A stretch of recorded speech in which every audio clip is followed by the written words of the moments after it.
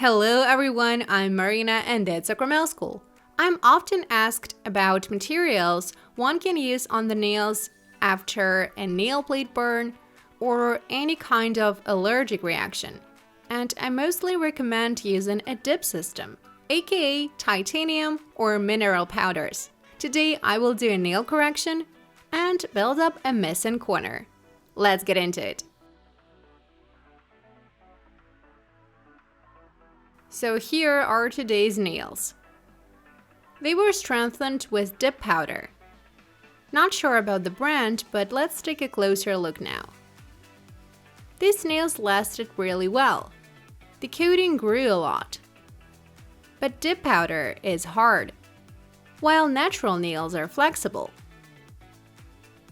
So there are cracks on the coating. But the nail plate itself is fine. It's only the material that cracked due to its hardness. So how can we fill a dip system? Well, we can't fill it, because we need to take it off completely and do a new coating. To remove it, I'm using a carbide drill bit and take it off up to a base coat at a maximal speed. It's a clear base coat with clear powder, so there is a thin layer left. We don't get deeper to avoid overfiling the nail plate. The coating gets super hot during the removal, so make sure not to stop for too long to avoid pain and discomfort. I have taken off more coating on some nails, while on others I have slightly removed the color. And now I need to soak them using a pad and some acetone. I apply it to the nail and wrap it up with some foil for a better effect. Then I wait for 8 to 10 minutes. Take it off and clean up all the leftovers with a Nord stick. We can touch them up with a soft file. Actually, using dip powders, we don't need to file the nails a lot. So using a buffer would do. But I had to clean up leftover powder. Before doing a dip coating, we need to do a dry manicure, with no soaking, no water, or a remover, since nails can absorb them. So we can do a combined or an A-file manicure. I cut the cuticle and prepare the nail plate. I will need this bonding dehydrating liquid, a base coat by Titanium Nails. It's the main product in a dip system. An activator that makes the coating hard. Because we don't use a lamp to cure titanium powders. But we will need a glossy top coat. There's also this brush cleansing product to take care of our brushes. And of course, there is a clear powder.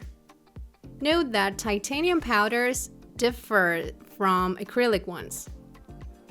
They have different components, plasticity, and wearability. Different brands provide different options. Some do offer acrylic ones, but it's not the case here. I've got tons of colors. So let's find the one that my model likes the best. Now I degrease the nails and apply a bonder.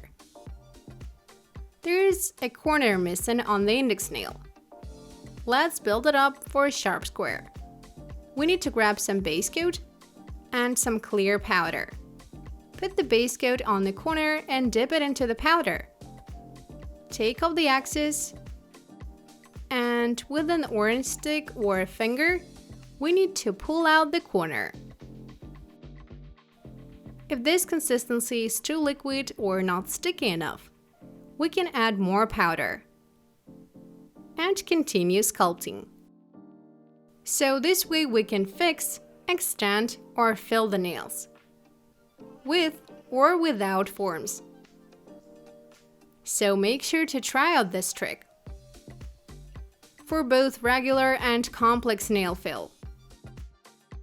Do you like manicure and nail extensions? If you do, join my new online course on nail sculpting from 0 to Pro and get your certificate. The course is available worldwide. For more information, click the link in the description box below. Moving on to the base coat. If these nails had been longer, I would have applied a clear base coat in the center. But since these nails are rather short, I applied the base coat all over the nail plate, leaving a gap near the cuticle. And dip it into the powder. That does both coloring and strengthening. Then brush off the excess with a soft brush. Push the cuticle and do another layer. This time closer to the cuticle. Avoid getting on the skin though, because when it pulls, it's really hard to remove. We can either dip the nail into the powder or sprinkle the powder over it. Now brush off the excess. It's not perfect, but it's supposed to be filed. Now add the third layer of powder to build up the architecture. This process is pretty quick. We don't sweat over perfect highlights or an even surface and so on. Now grab the activator and make quick moves with the brush before it gets hard. Wait for about 2 minutes and proceed with filing. Shape the free edge and file the surface using a 180 grit nail file. It does the job here, making the surface smooth enough. Pay special attention to the cuticle zone, but note that we should not overfile it to avoid liftings. The color turns slightly yellow on the index nail, so I do another layer here. I continue filing the middle nail, defining the shape. We have saved up some time on the layout, but we're wasting it on filing, though we get a clear shape. So this technique requires more filing experience. In the cuticle zone, to touch up the areas that are hard to reach, use a thin diamond or a ceramic drill bit to access all around it. Again, make sure not to overfile the powder to avoid liftings. Now turn the nail over and file it out on the inside, lifting up the curved tip. So we can fix down-growing nails with dip powder. Now buff the surface with a soft buffer to smooth it out and to conceal the lines left by the file. Sadly, using a file messed up the manicure, so I need to touch it up with a red diamond drill bit. So here, we can do a manicure after a coating to make sure that it's perfectly clean. After filing, I apply tons of activator to cure it. All over the tip and under the nail if you filed it out. It helps to polymerize and secure the coating. We can do a couple of layers here. Now that the nails are defined, we can top them off.